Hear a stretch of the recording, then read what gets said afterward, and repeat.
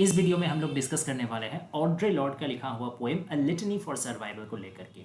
Audrey Lorde एक American poet, civil right activist. ये माना जाता है कि ये एलजीबीटीक्यू कम्युनिटी के से ये खुद बिलोंग भी करती थी। हालांकि इसका कोई प्रमाण या नथी तो नहीं है, बट इनके लिए ये काफ़ी एक्टिव रही है इनके राइट्स को लेकर के। और सिर्फ एलजीबीटीक्यू कम्युनिटी ही नहीं, हर तरीके का जो सोसाइटी का मार्जिनलाइज्ड सेक्शन होता है, जिसको हम लोग मतलब मेन स्ट्रीम सोसाइटी में एक्सेप्ट नहीं करना चाहते, वो हर के लिए वो आवाज़ उठाई है अपने ज़िंदगी पर। और ठीक वैसे ही ये पोएम भी अ लिटनी फॉर सर्वाइवल उन्हीं का तरफ से एक रिप्रेजेंटेटिव होकर के, जो खुद अपने आवाज़ को पहुंचा नहीं सकते हैं समाज के अव्वल दर्जे तक, जो समाज से शोषित होते हैं, डाउन ट्रॉडन होते हैं, मार्जिनलाइज्ड होते हैं, उनको तरफ से उनका एक स्पोक्स पर्सन बन के ये पोएम के थ्रू उनका आवाज़ को बुलंदी तक पहुंचाई है। ठीक है, ये पोएम सबसे पहले उनका जो पोएट्री कलेक्शन है द ब्लैक यूनिकॉर्न 1978 में पब्लिश हुआ था, उसी में ये पोएम आता है। तो आइए इस पोएम का लाइन बाय लाइन एक्सप्लेनेशन हम लोग करेंगे, जिससे कि शॉर्ट क्वेश्चन और लॉन्ग क्वेश्चन दोनों में ही आपको सुविधा होगा और एक समराइज्ड आइडिया भी आपको मेन लग जाएगा। इसका पीडीएफ आपको टेलीग्राम चैनल में मिल जाएगा। टेलीग्राम चैनल का लिंक यूट्यूब चैनल का डिस्क्रिप्शन में दिया हुआ है, वहां से आप लोग ज्वाइन कर सकते हैं। ओके, सो लेट्स सबसे पहले टाइटल का थोड़ा मतलब समझ लेते हैं। अ लिटनी फॉर सर्वाइवल, सर्वाइवल यानी जिंदा रहना। लिटनी का दोनों मतलब होता है।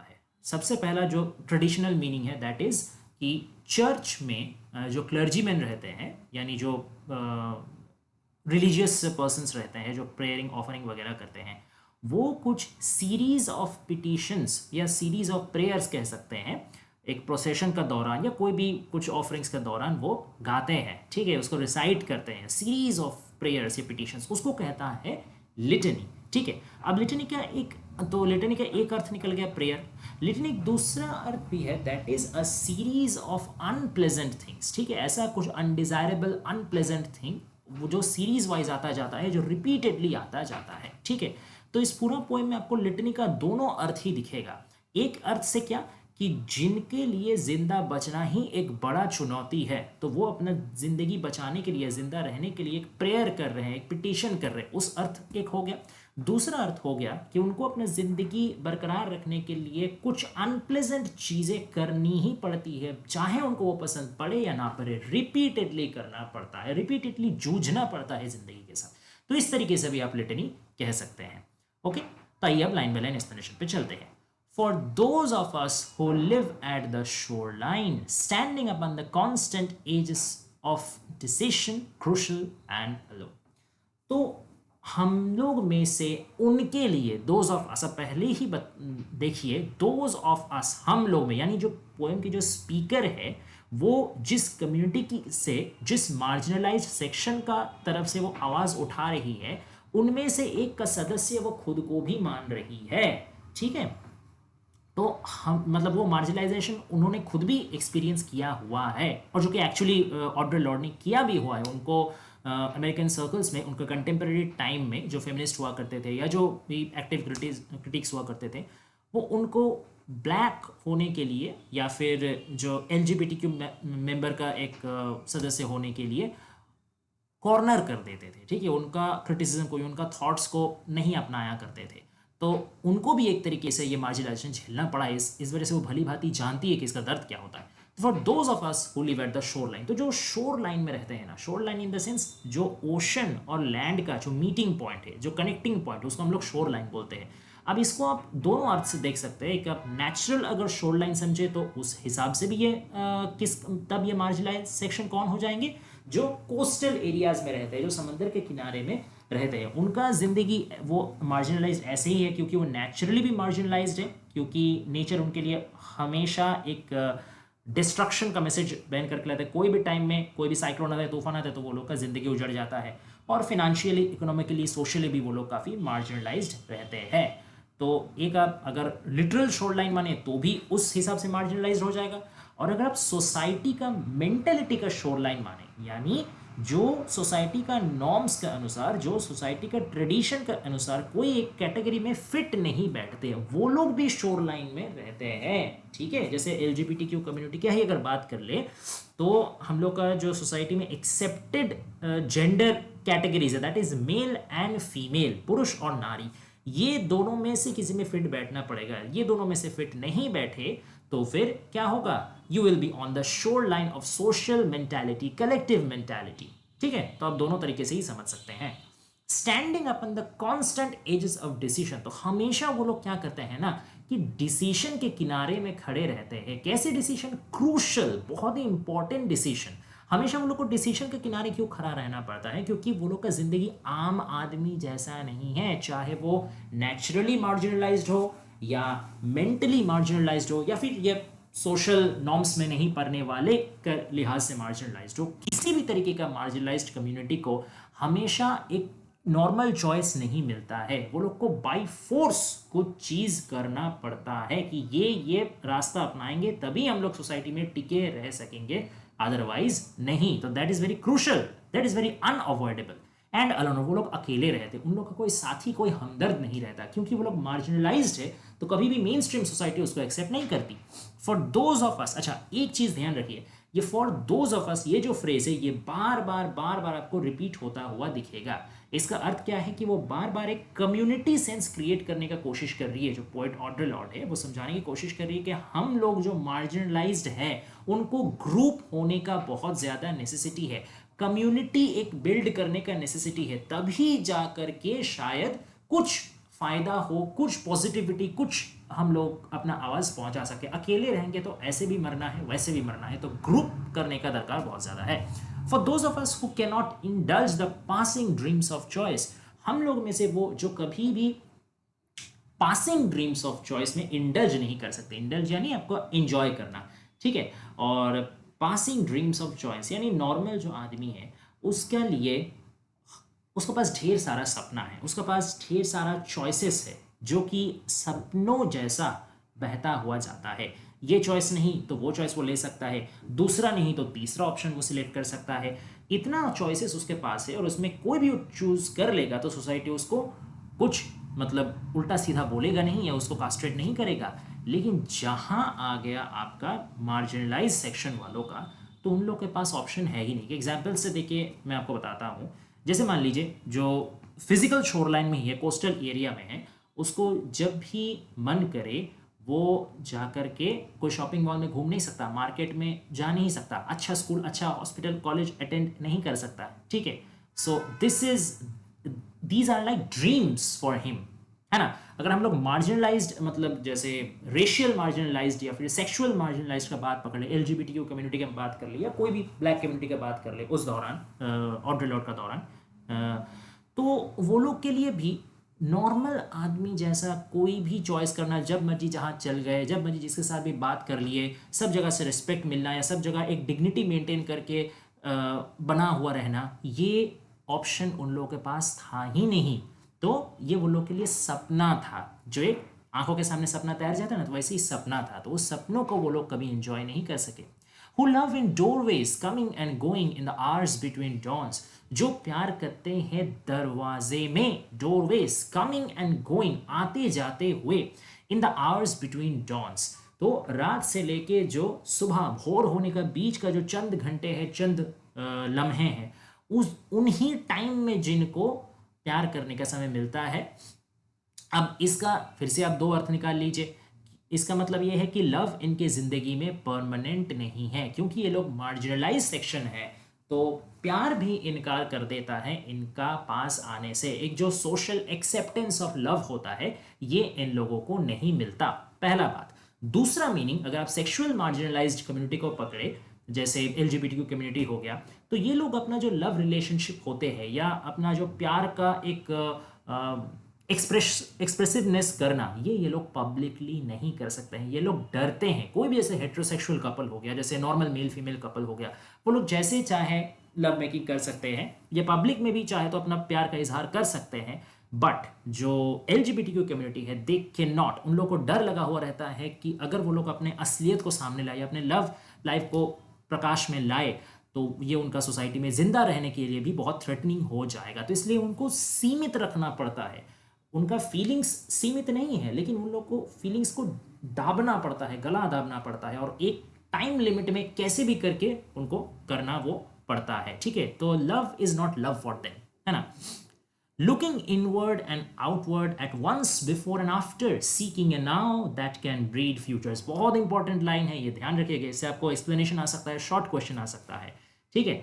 तो हमेशा बाहर और अंदर देखते रहना, बाहर और अंदर मतलब सिर्फ आपका दरवाजे का बाहर और अंदर नहीं, दरवाजे का बाहर in the sense outer world, and दरवाजे का अंदर इन द सेंस कि उनका होम एटमॉस्फेयर, जहां उनका प्राइवेट स्पेस है। तो ये तो हो गया चलिए सामाजिक बाहर और अंदर, लेकिन यहाँ उनका साइकोलॉजिकल इनसाइड और आउटसाइड का भी बात किया गया है कि वो लोग जब अपने मन का अंदर, अपना साइकोलॉजी के अंदर झांक के देखते हैं, there subconscious is something different.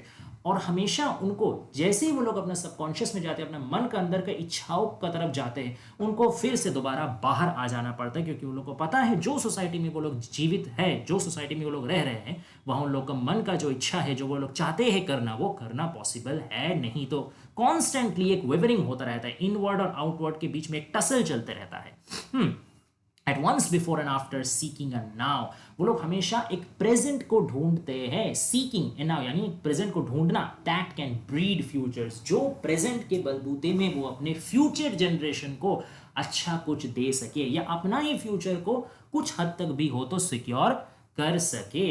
ठीक है। ये अब अगर फाइनेंशियली मार्जिनलाइज सेक्शन का भी बात पकड़ ले तो उनके लिए भी इक्वली ये एप्लीकेबल है कि क्योंकि they are financially very poor, तो वो लोग का पास वर्तमान को जीने का या अच्छा सहूलियत से जीने का कोई रास्ता नहीं है। इसलिए वो लोग कोशिश करते हैं कि ठीक है चलो हम लोग नहीं तो कम से कम हम लोग का जो फ्यूचर जनरेशन, जो हम लोग के बच्चे हैं, उनके लिए ही कुछ खट कमाएं, उनके लिए उनका ज़िंदगी ही कुछ आसान बनाएं। अपना कोई ड्रीम्स हम लोग नहीं फुलफिल कर सकते तो कम से कम अपने बच्चों का ही ज़िंदगी थोड़ा सा आसान बनाने की कोशिश करें।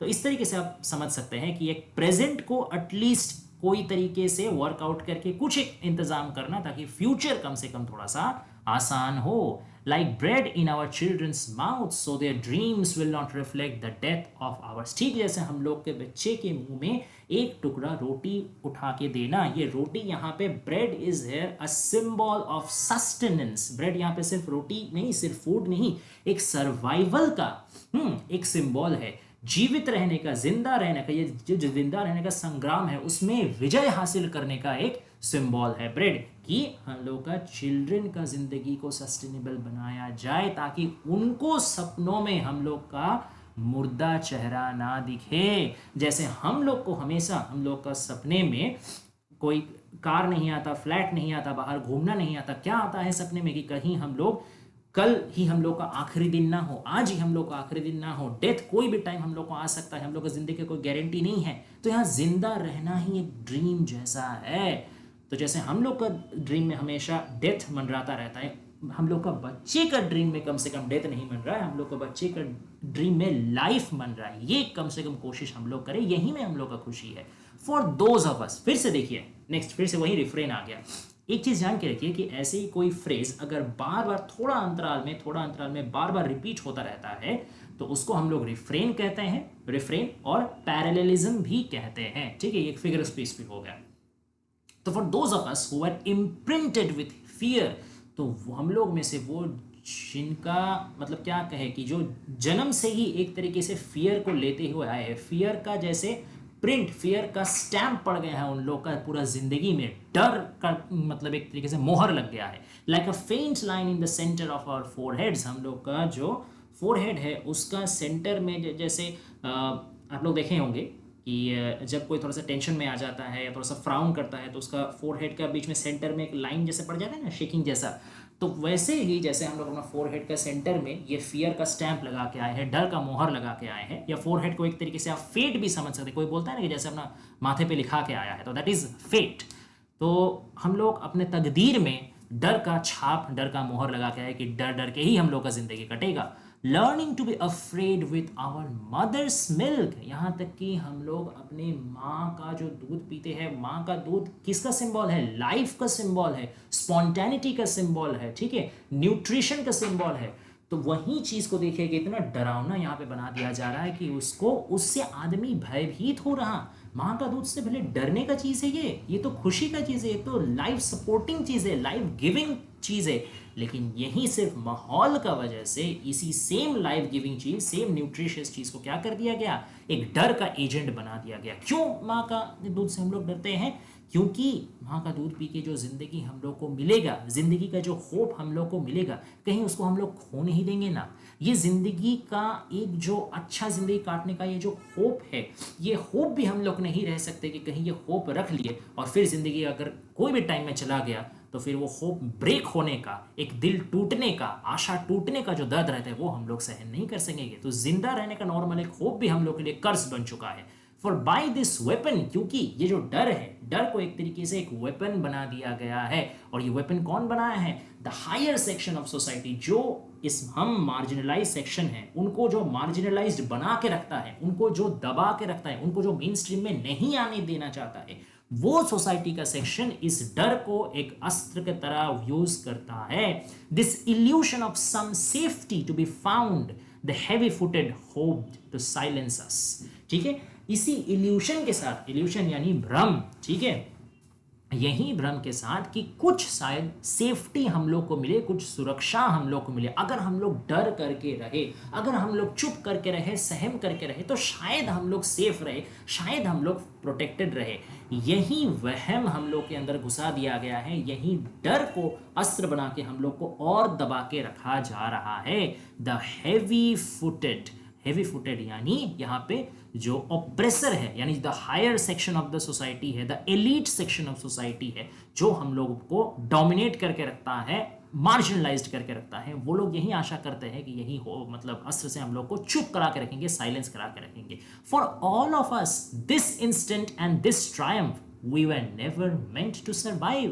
हम लोग सबको ये जानना या ये रियलाइज करना बहुत ज़रूरी है कि यही इंस्टेंट में, यही टाइम में, ये जो हम लोग का विक्ट्री है, ट्रायम्फ यानी विक्ट्री, क्या हम लोग का विक्ट्री? हम लोग ऑलरेडी विक्ट्री पा चुके हैं। और वो विक्ट्री क्या है? जिंदगी।